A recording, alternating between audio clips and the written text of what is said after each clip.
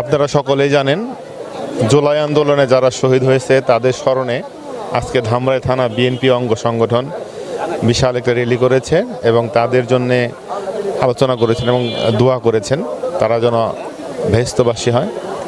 আপনারা সকলেই জানেন 5ই আগস্ট বাংলাদেশের রাজনীতিতে একটি নতুন দিগন্ত, নতুন মোড় উন্মোচিত হয়েছে। আপনারা জানেন ফ্যাসিবাদ সরকার বাংলাদেশ সকল জনগণকে বঞ্চনা, খুন গুম, দুর্নীতি, দুঃশাসন, বিশেষ করে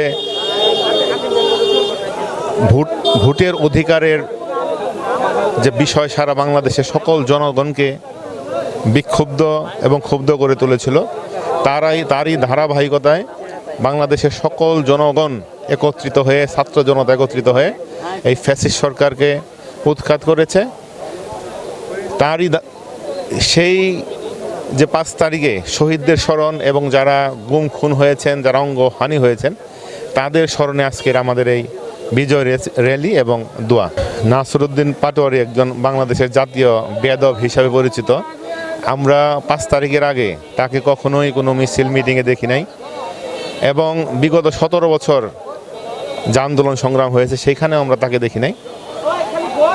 তিনি তার ব্যক্তিকে সারা বাংলাদেশে পরিচিতি করার জন্য, জোকার হিসাবে পরিচিত করার জন্য তিনি আবুল তাবুল কথা বলতেছেন এবং আবুল তাবুল কথা বলতে যে তিনি সাধারণ জনগণের আক্রমণের শিকার হচ্ছেন।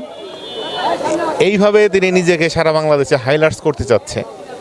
আসলে তিনি একজন চরম বেয়াদব। আমরা আশা করব এবং প্রত্যাশা করব এই সমস্ত বেয়াদবির এই বাংলাদেশে কোনো জায়গা হবে না।